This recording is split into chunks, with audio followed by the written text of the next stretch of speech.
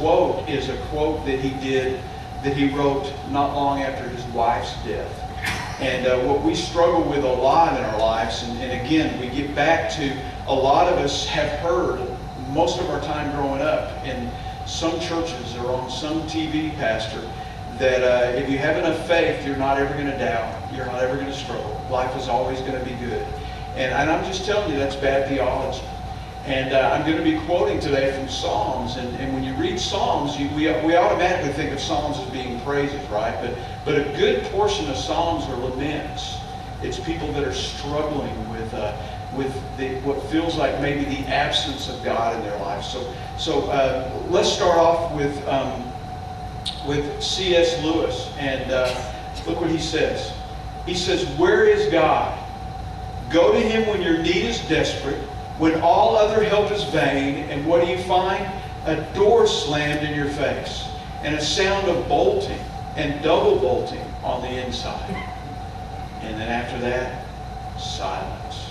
Am I the only one that's anybody ever had that experience with God? I mean, we oftentimes, when things are going on in our life, and when we're struggling the most, or when we're the most frustrated, or when God's not answering prayers the way we expect, or when the blessings don't come and we're trying our hardest, we struggle with the fact that we feel like there's this distance between us and God. And then there's and that's the ones of us that are the best way we can follow after God. And then there's another group of people, and y'all remember we talked about being practical atheists a couple of weeks ago, and how people believe in God, but they don't really live their life like they believe in God.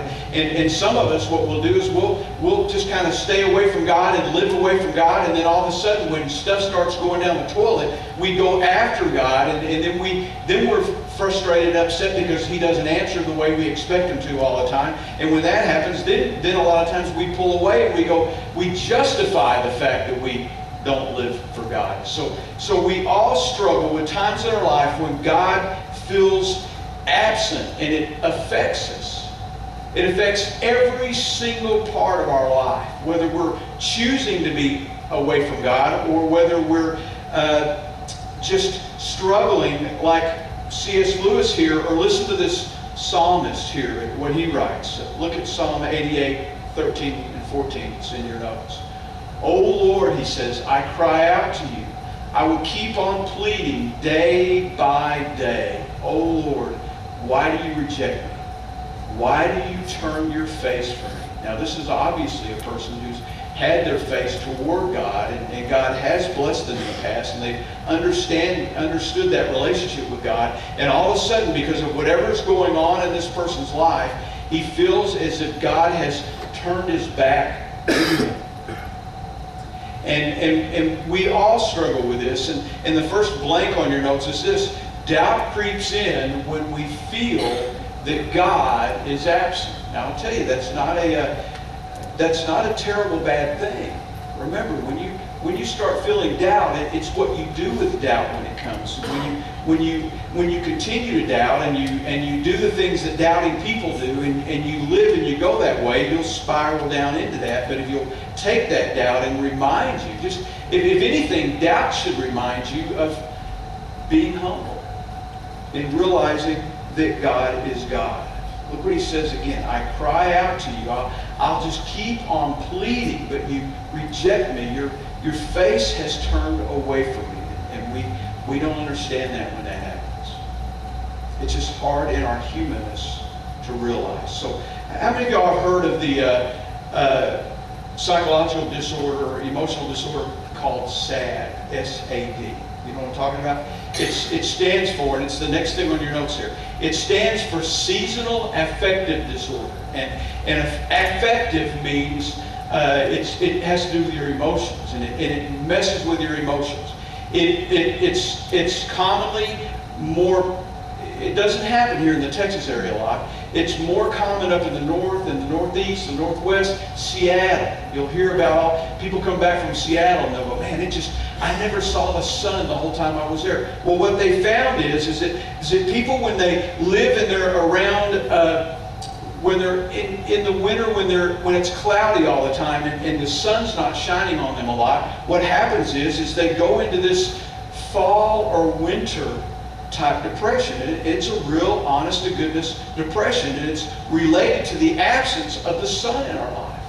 And people struggle with that, and it leads to the same kind of symptoms that you can have with regular depression. And since it's seasonal, oftentimes people will just kind of go into it as the fall comes in, and they'll struggle with it in the winter, and then as soon as the spring comes out, like we have now, they'll just be over it. But for some people, it kind of takes them and they spiral down, and it turns into honest-to-goodness, real-life, clinical depression that they've got to deal with that way. But everything from craving more food and struggling with having less energy and not being able to concentrate and decreased interest in staying real busy all the time, and depression that just, it's that heaviness that just kind of comes down on top of you, sluggishness, social withdrawal. And what happens is when you struggle with SAD, you act in ways that actually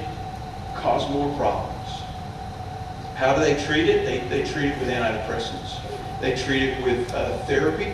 But one of the best ways they find to treat it is they use what? Y'all know? Simulated life. There's actually companies now that sell these boxes so that when you're sitting at your desk at work, you have this light that's shining on you all the time. And they find that if they can get this light back into your life, and along with the other things that they're doing, it will actually help bring you out of this depression that this sad disorder brings on. Now, like I said, if a person's not treated, what will happen is it'll become more debilitating and go down and end up being a part of just who they are throughout the year. Well, I want to talk to you today about a different kind of sad, and it's a sad, it's the next thing on your notes. Spiritual absence disorder.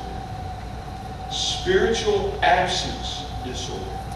Now, someone who's been a counselor and a pastor for a while, and been a Christian for a while, I've struggled a lot in my life with spiritual absence disorder, especially years ago when I was living my life as a practical atheist.